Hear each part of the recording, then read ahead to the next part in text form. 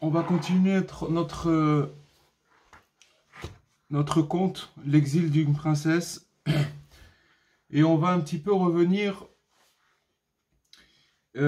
juste dans le contexte, dans le texte. Alors, si vous vous rappelez, on dit que le second du roi, il s'est retrouvé dans une très très grande fête. Il y eut alors un grand tumulte et une grande joie, et les musiciens jouèrent et chantèrent de plus belle, car on amenait la reine. On installa pour elle un trône, puis on la plaça près du roi, et cette reine, c'était la princesse en question. Donc tout ça on a vu, et donc le second du roi, la vit, elle a reconnu. Donc, on va développer ce petit morceau-là, il a reconnu, le second du roi, il a reconnu, d'abord il l'a vu, et puis aussi il l'a reconnu. Alors, il faut savoir que reconnaître la princesse dans notre histoire, c'est en fait, pour nous, ça représenterait savoir reconnaître la présence de Dieu. La présence de Dieu, quand on la reconnaît, même dans nos pire rechute. Ce qui, normalement, quand on pourrait dire que quand on chute ou on rechute, quand on est dans des phases de régression, alors dans ces phases-là, justement, parce que c'est une phase de régression, alors on pourrait dire que on n'arrive pas, hein, à voir la présence de Dieu. Mais en fait, reconnaître la présence de Dieu, même dans nos pires rechutes, ça se nomme être un expert dans le cheminement. On va expliquer ce que ça veut dire. C'est une notion très très importante qu'on va étudier ce soir, que Rabbi Nachman y ramène dans son enseignement. Et qu'est-ce que ça veut dire être expert? Expert dans le cheminement, en hébreu, ça s'appelle être baki be'alacha. Ça veut dire être expert dans la manière d'aller, dans la vie. La halacha, c'est pas la loi, c'est aussi la loi, mais c'est surtout alicha, ça veut dire le cheminement, comment on se déplace, comment on appréhende les choses de la vie, quand les choses de la vie se présentent à nous. Connaisseur, ça veut dire d'être connaisseur dans les diverses sortes de routes et de déroutes. Des fois dans la vie, on est en route, et donc ça s'appelle qu'on avance, et des fois on est en déroute, ça s'appelle aussi avancer, mais ça s'appelle de la déroute. Et maintenant, il y a deux sortes de comportements à avoir dans les sortes de choses qui se présentent à nous, dans toutes sortes d'événements qui se présentent à nous, que ce soit au niveau de notre morale. Des fois, si on a un bon moral, alors ça va s'appeler monter ou avancer, quand on n'a pas si vous voulez, de choses qui nous empêchent d'avancer. Et il y a des fois des choses qui nous empêchent d'avancer, et ça veut dire des fois on peut revenir en arrière. Mais ça veut dire seulement selon ce qui va se présenter à nous. Alors Rabbi Nachman, il nous parle d'être expert dans le cheminement, c'est-à-dire de savoir se comporter d'après notre état mental, notre état, notre morale, la façon comment on va être. Alors si vous voulez, l'expertise, comment savoir se comporter, elle va être différente dans chaque cas. Cette expertise consiste... Alors, qu'est-ce que ça veut dire? En fait, quand on parle d'être expert dans le cheminement, en hébreu, ça s'appelle alors vachov. Ça veut dire c'est l'aller et le retour. C'est en fait deux phases opposées de chaque chemin. On va expliquer tout ça, vous allez voir. C'est savoir avancer et savoir retourner dans les deux grands termes de cette expertise. C'est ce qu'on a, en fait, ce qu'il explique maintenant, c'est la chose suivante. C'est que il y a des moments dans la vie où tout va bien. Ou si vous voulez, voilà, la santé, elle va pas trop mal, les finances, ça va pas trop mal, les rapports avec les gens ne vont pas trop mal. Et voilà, on arrive à étudier, on arrive à comprendre, on arrive à s'élever, ça veut dire que tous les paramètres, ils sont... Et ça s'appelle ratso, ça veut dire, c'est en fait c'est l'aller, ça veut dire que on arrive à avancer, c'est-à-dire on est sur le chemin, voilà, ça marche, ok? Mais il y a des fois où on se trouve dans des situations où tout est bloqué, rien ne va plus, comme on dit, rien ne va plus, ça va pas, il y a des choses, tout se bloque, et ça s'appelle chauve, ça veut dire c'est le retour. Il y a l'aller et le retour. Le retour, c'est un repli. C'est-à-dire qu'on a un repli par rapport à la situation où on était bien. D'accord? Quand on était bien, on avançait, et quand ça va pas bien, on se replie. Mais maintenant, il faut savoir que Rabbi Nachman, il explique qu'il faut avoir deux comportements par rapport à ces deux états-là. Et c'est ça qui s'appelle être en fait un expert dans le cheminement.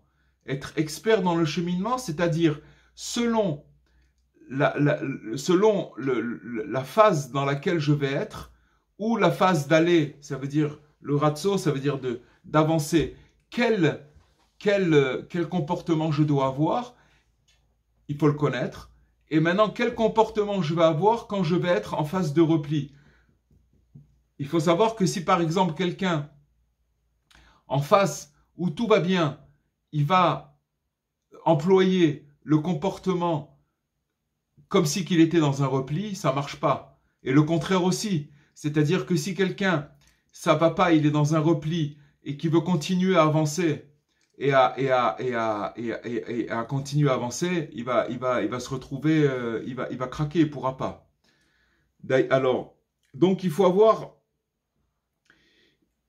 les deux choses à l'esprit. Ça veut dire le progrès, quand tout va bien, ça s'appelle le progrès, et la régression. Et par rapport à ces deux états-là, il va falloir un comportement pour pouvoir tenir, sinon savoir comment se comporter. Une personne qui continue, une fois le Baal Shem Tov, il a dit une chose extraordinaire. Je sais pas, peut-être qu'on l'a déjà dit dans les cours précédents, mais si on l'a pas dit, eh ben on va le dire, et si on l'a déjà dit, eh ben c'est bien de le répéter. Une fois le Baal Shem Tov, il a dit, imaginez, par exemple, un cheval, des chevaux avec une charrette, une calèche, d'accord, plutôt une charrette. Et dans cette charrette, il y a beaucoup de marchandises. Et les chevaux, ils sont sur une côte. Ils sont en train de monter une côte. Maintenant, les chevaux, ils sont épuisés. Ils n'ont plus de force. Maintenant, il faut savoir que le cheval, il a, si son cavalier, son maître, il lui donne des coups, le cheval, il va continuer à avancer jusqu'au bout de ses forces. C'est pour ça que le maître, il doit connaître ses chevaux, parce que s'il les ménage pas et qu'il continue à leur donner des coups de trick, eh ben, ils vont continuer à avancer, mais comme ils dépassent leurs limites, ils peuvent avoir une crise cardiaque, ils peuvent en mourir. Ça, c'est le cheval. Contrairement au bourricot, à l'âne, c'est pour ça qu'on dit que l'âne, dès qu'il n'a pas de force, ou il croit qu'il n'a pas de force, vous avez beau le taper, il n'avancera pas. Parce qu'il considère qu'il a plus de force, d'accord? Alors que le cheval, c'est pas du tout ça. Le cheval, tant qu'il a de la force, c'est pas que ça, c'est que même s'il a plus de force et qu'on le pousse à avancer, il va continuer à avancer. Et là, on est dans une problématique. Pourquoi? Parce qu'on se trouve avec une charrette qui est pleine de marchandises, avec des chevaux qui sont en train de monter une côte, qui sont épuisés, et celui qui conduit la charrette, il comprend bien que s'il continue à taper sur les chevaux, ils vont tomber, ils vont mourir. Et donc, qu'est-ce qui va se passer? Toute la marchandise, elle va tomber en arrière et il va perdre toute sa marchandise. Ils vont tirer les chevaux en arrière. Enfin, c'est une catastrophe. Il est maintenant sur une côte. Mais s'il s'arrête, il ne peut pas non plus s'arrêter puisqu'il est sur une côte. Donc la charrette aussi, la charrette, elle va tomber en arrière et toute la marchandise elle va être perdue. Donc il y a un dilemme, il y a un gros problème. Il ne sait pas quoi faire. Qu'est-ce qu'il doit faire, ce bonhomme-là? S'il continue à taper sur les chevaux, ils vont s'épuiser, ils ne pourront plus avancer et ils vont mourir. Et donc il aura perdu sa marchandise. S'il arrête de taper dessus, alors ils vont aussi retomber en arrière parce que le poids de la charrette, il va tirer le chevaux en arrière. Donc, dans les deux cas, il est coincé. Le Baal Shem Tov, il dit, donc qu'est-ce qu'il doit faire, ce bonhomme-là, pour continuer, pour ne pas perdre sa marchandise et pas tuer les chevaux? Alors, il dit la chose suivante. Il dit qu'il prend une pierre et qu'il coince cette pierre derrière la roue. Derrière la roue de la charrette. Et en coinçant la pierre derrière la roue de la charrette elle va s'immobiliser. Et ça va arrêter donc la charrette de revenir en arrière. Les chevaux, ils vont se reposer. Et au moment voulu, tac, il va repartir. Il va pouvoir, au moment quand les chevaux ils vont se reposer, il va leur donner un coup de trick et hop, c'est reparti. Alors pour nous, c'est la même chose.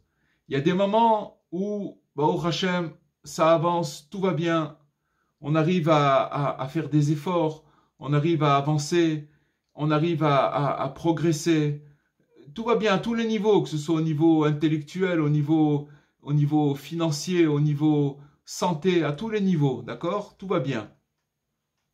Et donc là, il y a une méthode à avoir, puisque maintenant, voilà, on est en train tout va bien, on est en train de monter. Mais il y a des fois où on est en régression, où si vous voulez, nos chevaux, on n'a plus de force.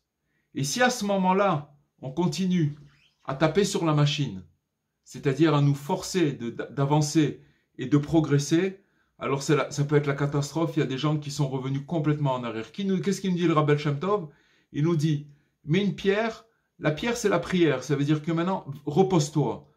Repose-toi. Surtout une chose, ne reviens pas en arrière. Essaye de garder les acquis que tu as, mais fais attention de ne pas avancer. Ça veut dire, en vérité, quand on est en régression, le fait de rester sur place, ça s'appelle avancer.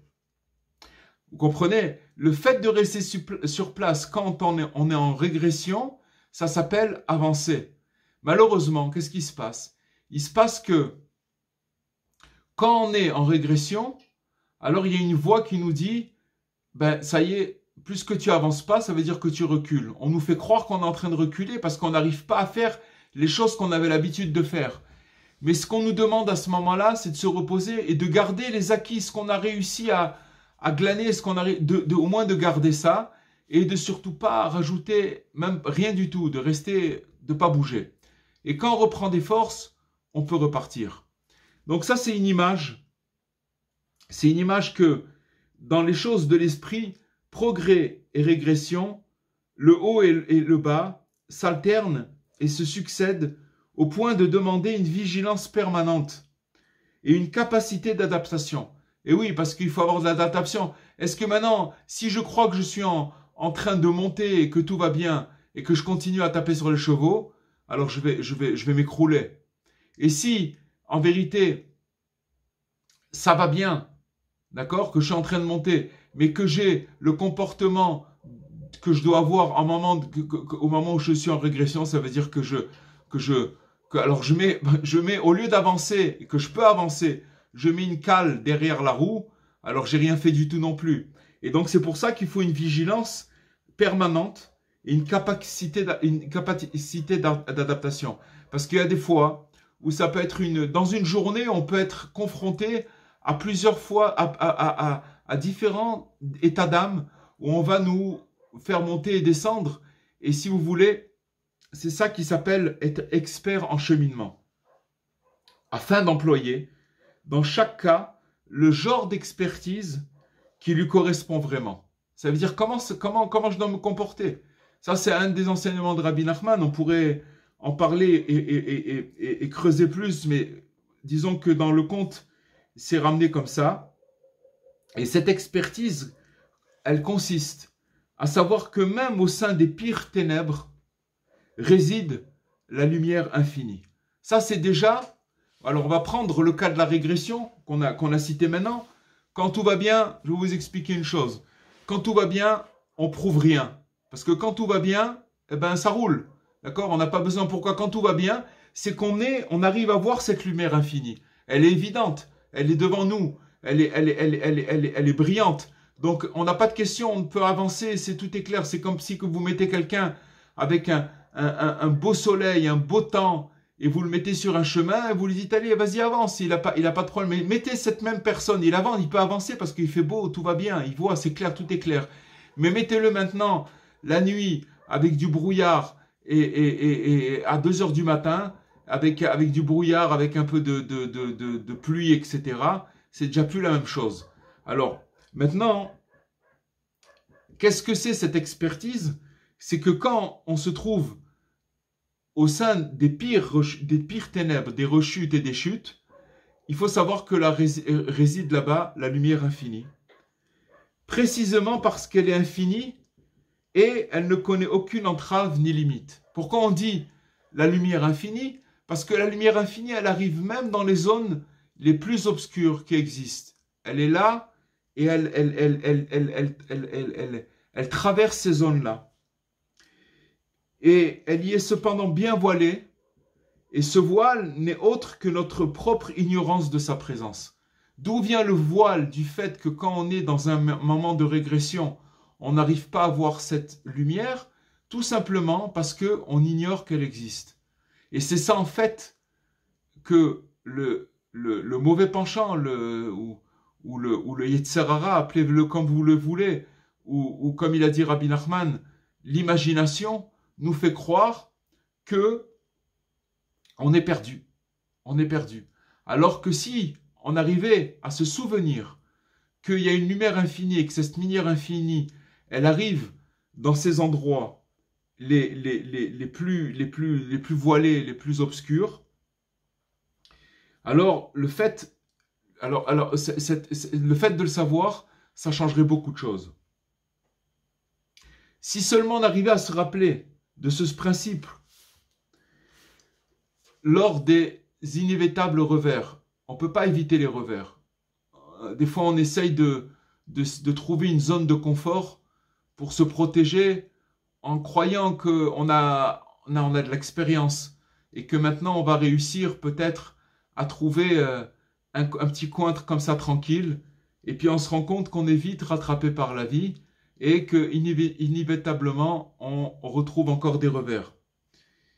Et que si on arrivait à se rappeler de cette lumière infinie, alors immédiatement un rayon de lumière jaillirait ici même, dans la mesure précise de notre degré de confiance, puis de conscience. D'abord, il y a deux choses. Il y a la confiance et la conscience. La confiance, c'est de savoir que, voilà, je suis dans une difficulté, j'ai cru que j'avais dépassé certaines choses, et je me retrouve dans des... C'est quoi des rechutes? Rechute, ça veut dire, c'est quelqu'un qui croit qu'il est sorti de la maladie. Il croit qu'il est sorti de certains problèmes, de certains comportements. Et malheureusement, c'est quoi une rechute? C'est qu'il rechute. Ça veut dire qu'il se retrouve. Et des fois, sachez une chose, c'est que on peut faire des efforts pendant des années et des années et des années, en croyant qu'on a quitté certains comportements, et on peut retomber dans certaines rechutes qui nous ramènent dans ces zones-là qu'on a cru avoir quittées. Mais si on a confiance là-bas, c'est-à-dire de savoir que la lumière, elle est là, et dans la mesure de notre confiance et de notre conscience, alors les choses elles se passent beaucoup plus facilement. C'est-à-dire que c'est ça qui arrive à nous faire tenir dans ces situations-là. C'est que quand on croit que de toutes les façons, c'est Dieu qui nous amène là-bas, dans ces zones-là, et on s'attache à cette croyance-là en disant c'est Dieu qui maintenant... Parce que sachez une chose, la preuve elle est là, je vais vous dire c'est quoi. C'est comment vous pouvez expliquer que dans une journée, des fois vous pouvez être en haut et en bas. Alors que il suffit des fois de dire d'un cours ou d'écouter une bonne parole ou une bonne nouvelle et tac, les choses elles se dissipent et l'angoisse elle part et après elle peut revenir. Donc ça veut dire c'est comme des yo-yo, on nous fait monter et descendre. C'est Dieu Dieu, quand il nous fait monter, c'est lui, quand il nous fait descendre, c'est lui. Mais si on arrive à se rappeler que dans cette situation, au moment de la régression, que réside la lumière infinie, alors dans cette mesure, c'est sûr que on pourrait la voir et les choses se passeraient différemment. Maintenant, pour parvenir à développer cette conscience, on a parlé de conscience et on a parlé d'expertise, d'être expert dans savoir comment se comporter devant chaque situation et surtout d'évaluer où c'est qu'on est, de ne pas se tromper, de savoir maintenant, je prends conscience que je suis en régression. Donc je dois m'adapter et je dois me comporter d'une façon différente que quand je suis dans un avancement où tout va bien. C'est pas la même chose. Donc, pour parvenir à développer cette conscience, cette expertise-là, il est indispensable d'avoir longtemps fréquenté la cour et d'avoir connu en son temps la princesse. On va expliquer qu'est-ce que c'est la cour et c'est la princesse. Rappelez-vous qu'on est en train de développer que le second du roi, il a vu la princesse, il l'a reconnue. D'accord ? Rappelez-vous où c'est qu'il se trouve le second du roi. Il se trouve dans le pas bon. Il se trouve dans un endroit obscur. Donc reconnaître la présence de la princesse dans ces endroits-là, ça voudrait dire en fait de reconnaître la présence de la princesse dans des endroits les plus hostiles, les plus éloignés, les plus obscurs. Et maintenant, fréquenter la cour, qu'est-ce que ça voudrait dire fréquenter la cour? où on va cultiver cet art. C'est un art, parce que être expert, ça veut dire, c'est un art. C'est pas le même comportement. Donc il faut connaître cette expertise. Ça pourrait signifier, de cultiver cet art, ça pourrait signifier pour nous l'assiduité à visiter la tente des justes, d'accord, leur maison d'études, leurs écrits. Ça veut dire fréquenter les tzadikim, leurs écrits. Et qu'est-ce que ça veut dire d'avoir connu en son temps la princesse? On a parlé d'avoir connu en son temps la princesse. Ça pourrait faire référence aux mois de grossesse durant lesquels l'âme profonde et radieuse de chacun brille sur son crâne comme une lampe divine qui éclaire d'un bout du monde à l'autre. On sait tous que quand on était dans le ventre de notre maman, eh bien, on avait une lampe qui brillait au-dessus de notre tête et qui... C'est ça, en fait, la présence de la princesse, ça veut dire qui nous disait exactement ce qu'on allait faire sur cette terre, quelle était notre mission, tout était limpide, tout était évident, on pouvait tout comprendre. Donc c'est ça, avoir connu en son temps la princesse. Et Bémet, ça veut dire que qui peut prétendre ne l'avoir jamais rencontrée, cette princesse? Puisque justement, tout ce qu'on vit dans la vie, c'est fait, en fait, c'est un cache-cache avec cette princesse, que des fois, un petit peu, elle nous envoie un peu de sa présence, après elle se cache, et encore ça recommence. Mais quand elle se dévoile à nous, eh ben, c'est exactement l'état dans lequel on était quand on était dans le ventre de notre maman. C'est-à-dire on voyait la présence divine sans arrêt, la lumière infinie sans arrêt, elle était sur notre tête, et tout était évident, on n'était pas du tout en régression, on était complètement comme des anges. Mais le problème, c'est qu'on a oublié. Et c'est pour nous la remémorer que cette romance nous est dédiée, de tout simplement d'étudier les écrits de Rabbi Nachman, qui sont l'apothéose. C'est le récit des contes de Rabbi Nachman, le premier conte. Donc ça veut dire que quand maintenant on se branche dans ce conte-là, qu'est-ce qui va se passer avec nous-mêmes? Ça va complètement nous reconnecter à cet état idéal quand on était dans le ventre de notre maman, et on va pouvoir se rappeler, c'est des souvenirs très très très très lointains, mais qui vont nous donner la force de pouvoir vivre notre quotidien et ne pas se décourager. Maintenant, ainsi, ceux qui s'investissent dans la recherche durant leur bonne période, c'est-à-dire quoi? C'est quoi notre bonne période? Dans la période où ça va aller, où les choses, comme on dit, elles roulent, où les choses avancent, où tout va bien, où tous les paramètres de notre vie ne vont pas trop mal. Alors à ce moment-là, parce que ce qu'il nous dit Rabbi Nachman, c'est que quand ça va bien, alors il faut vraiment se mettre à courir et faire le maximum de choses pour ramasser et glaner tout ce qu'on peut prendre, parce que c'est ça qui va nous aider en temps de régression à tenir. Il faut prendre des réserves. Il faut faire des réserves. Donc quand on se trouve, quand on va s'investir dans la recherche pendant les bonnes périodes, alors au moment où on va se retrouver en régression, c'est ça qui va nous permettre d'identifier dans les endroits où nul n'aurait soupçonné la présence de la princesse.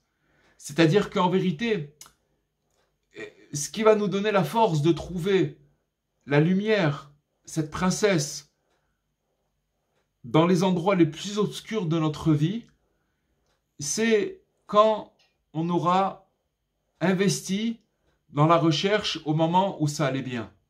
Baruch Hashem, regardez, on étudie Baruch Hashem ce conte depuis déjà, on peut dire quelques mois, Baruch Hashem, et ça s'appelle tout simplement visiter, fréquenter la cour. C'est-à-dire qu'on fréquente les textes de Rabbi Nachman, et c'est sûr qu'en les fréquentant, alors que dans notre quotidien, on va pouvoir trouver la présence de cette princesse dans les endroits les plus obscurs.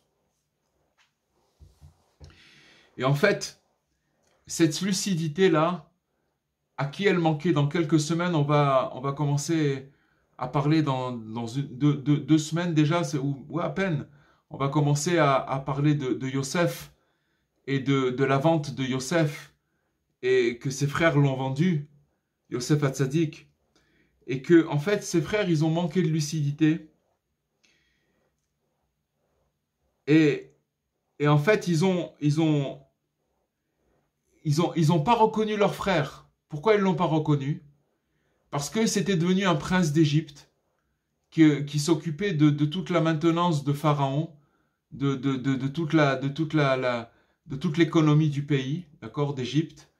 Et donc, mais seulement Yosef. Alors vous allez dire, ils l'ont pas reconnu parce que il avait l'apparence d'un goy, ou il avait l'apparence de quelqu'un qui n'avait pas l'apparence d'un juif, mais pas du tout. Parce que, alors qu'en vérité, il avait pas du tout trahi sa tradition, Yosef. Il était resté juste jusqu'au bout, malgré ses épreuves qu'il avait pu avoir. Et pourtant, eh bien, ils l'ont pas reconnu. Ils l'ont pas reconnu, ils n'ont pas eu cette lucidité de pouvoir reconnaître leur frère et d'identifier pourtant, ces frères-là de Yosef, c'était des très très très grands. C'est pas des gens, c'est des gens érudits qui connaissaient la Torah. C'était des grands tzadikim. Et pourtant à leur niveau, ils n'ont pas pu reconnaître la présence du tzadik, la présence de la princesse à travers Yosef.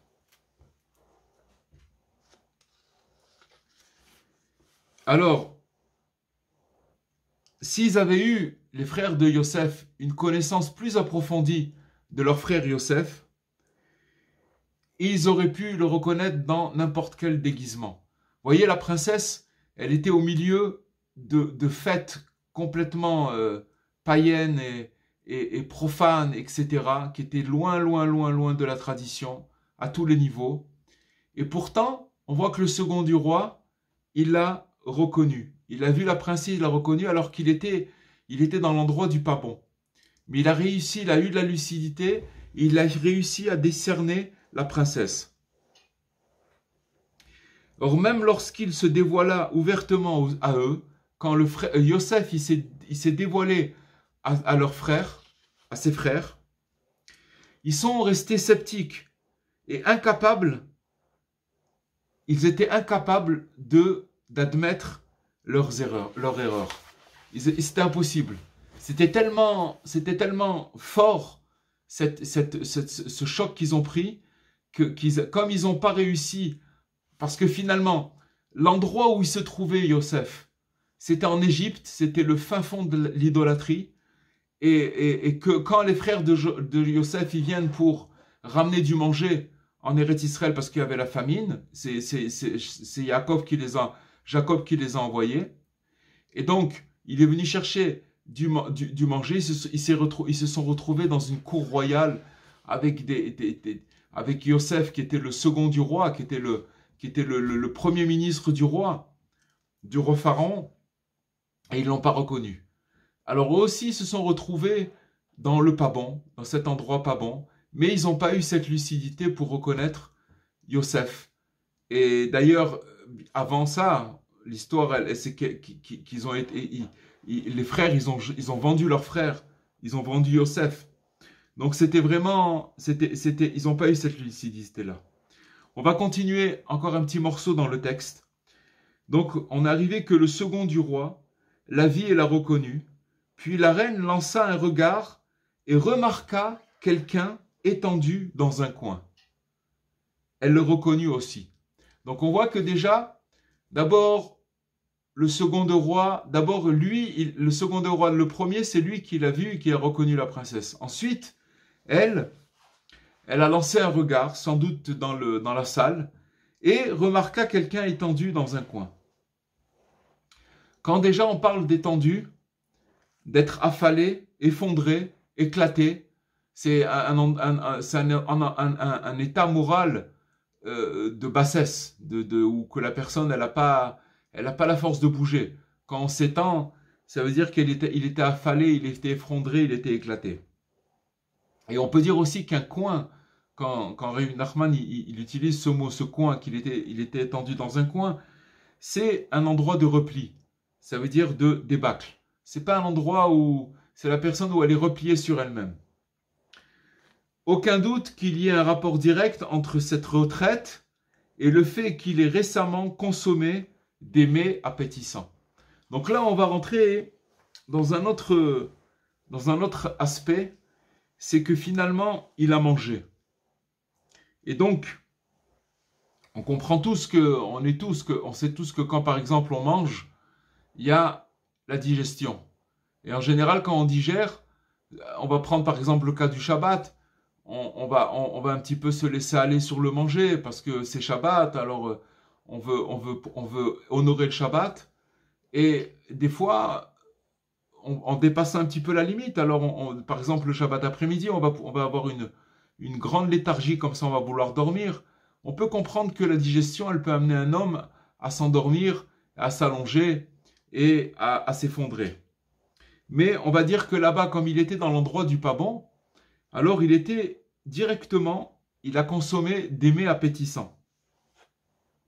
Il faut savoir que la première épreuve qui guette l'homme, qui va rentrer dans des terres d'exil, d'accord, des terres d'exil, ça peut être tout simplement, physiquement, qui va quitter la terre d'Israël et qui va aller en dehors d'Israël. Mais ça peut être aussi des terres d'exil où la personne, au niveau de son mental, elle n'est pas dans un bon état. Ça s'appelle aussi un exil. Ça veut dire elle a pas un bon moral. Ça s'appelle aussi de l'exil.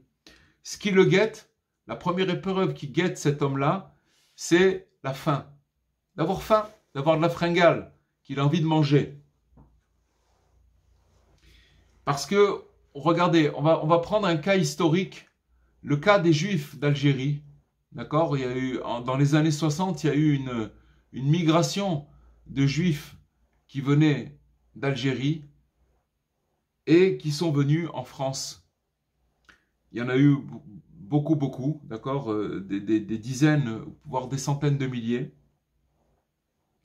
Et c'était dans les années 60.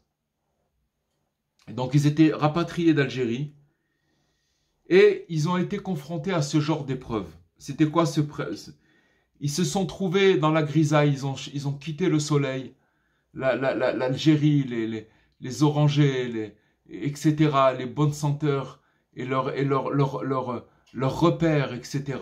Ils ont quitté tout ça et ils se sont trouvés dans des cités grises, en France ou ailleurs, en France, que ce soit à Paris ou dans des provinces éloignées. C'était gris et glacial, d'accord? Et ils ont cherché à survivre moralement, physiquement, à tous les niveaux. Maintenant, je vais vous dire une chose. Tous ces gens-là qui ont gardé la cacheroute, c'est-à-dire qu'ils ont réussi à continuer à manger selon la tradition cachère, et sachez une chose, que tous ceux qui ont fait ça, je peux vous dire que ça s'appelle des héros.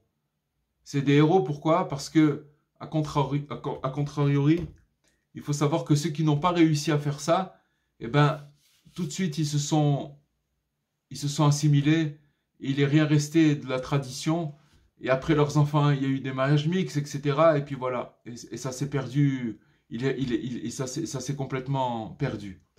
Ils ont été complètement déracinés. Donc, à ce moment-là, ceux qui ont réussi à rester, à manger cachère, il y en a qui étaient capables de faire des...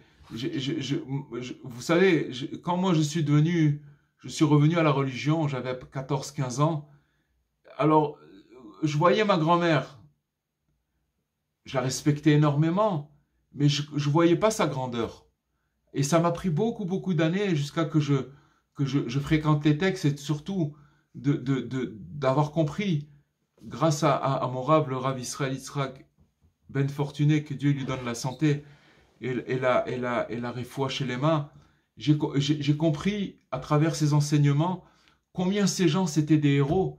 Parce que de pouvoir tenir, de faire des kilomètres pour acheter un morceau de viande et de manger cachère, c'était des héros, c'était des gens très très très grands. Pourquoi? Parce que grâce à cet héroïsme-là, eh ben, ceux qui sont restés, qui ne sont pas mariés avec des mariages mixtes, c'est grâce à cette nourriture qui est restée cachère. Et ceux qui n'ont pas pu, on n'est pas là pour ni juger que Dieu préserve, ni rien du tout, parce qu'on ne peut pas savoir si nous on avait été à leur place, comment on aurait réagi. Mais quoi qu'il en soit, si vous voulez, on fait des compromis à droite, à gauche et tout ça, c'est pas grave, il y a le boucher du coin, il y a le gastronome du coin, et tac, et tac, et tac, et puis une petite tranche de jambon, et puis c'est terminé. Après, la tête, la conscience, elle commence à s'émousser, et puis on perd complètement les repères, et puis après, voilà, c'est tout. C'est comme une fois quelqu'un, hein, il est venu voir le Chafetz Chaim. Le Chafetz Chaim, c'est celui qui a écrit le Shmirat HaLashon, c'est celui qui a écrit le Mishnah Brura. Le Chafetz Chaim, il est décédé en 1933. Et quand il est décédé en 1933, il est enterré en Biélorussie, à Radin. D'ailleurs, le Rav Raikin, que moi j'ai connu, on l'a connu parce qu'on a fréquenté la yeshiva d'Aix-les-Bains. Le Rav Raikin, c'était un élève du Chafetz Chaim. Et il a été le Rav Raikin 5 ans avec le Chafetz Chaim. Le Chafetz Chaim, quand il est décédé, en 1933, avant de décéder, il a dit, il se prépare des catastrophes dans le monde. Et dès qu'il est décédé, Hitler il est monté au pouvoir, et puis après on connaît la suite de l'histoire, entre 33 et jusqu'à 39, ça lui a mis 6 ans pour fabriquer son mouvement, etc. Et puis etc. Mais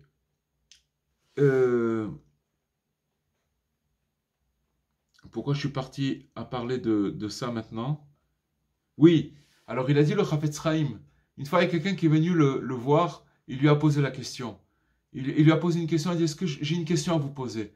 Le Chafetz Chaim, il lui a pris la main, il lui a dit, bon, moi j'ai une autre question à te poser avant que tu m'en poses une. Est-ce que ta question que tu as à me poser, elle t'est venue après avoir mangé du jambon ou avant? Est-ce que c'est après avoir mangé du jambon que tu as eu cette question-là? Et ce juif, il a commencé à tomber en sanglots. Il a dit effectivement, toute cette question, ces questions, cette confusion que j'ai, elle m'est venue après avoir mangé. Donc ça veut dire que maintenant, ces juifs, ces expatriés, leur conscience, elle s'est émoussée après avoir mangé ce qu'ils ont mangé, et ils se sont fait pris par les tentacules de l'assimilation. Voilà, donc il faut savoir que notre état d'esprit, il dépend principalement de la qualité de notre nutrition. Comme il dit Rabbi Nachman, tu es ce que tu manges, tout simplement. Et même si quelqu'un, c'est sûr que manger cachère, on ne parle pas maintenant entre manger cachère et pas manger cachère, mais même dans le cachère, quand on va manger, ça va dépendre de l'épuration du manger qu'on aura mangé. Combien on aura mangé? Si on a exagéré dans le manger, ça a une influence sur notre comportement. Et donc, toute chair excessive ou néfaste sape la vivacité de l'esprit et conduit à l'effondrement. C'est pour expliquer, donc, c'est alors que l'exilé risquerait d'être amené à faiblir sur d'autres points. Parce que finalement, en soi, c'est pas trop grave de manger. On va dire, bon, il a mangé un petit morceau de truc, on ne sait pas, c'était pas trop cachère, très très bien. Mais seulement, c'est ça qui amène l'effondrement, parce que ça trouble l'esprit, et puis après, la personne, elle peut plus voir clair, et puis après, finalement, bon, ben, c'est pas grave, s'il y a un mariage comme ça, c'est bon, on va faire des concessions, etc. Bon, voilà. Voilà, ça, donc on a développé 2 petits points ce soir, Bezrat Hashem. Et si vous le voulez bien, on va passer aux questions.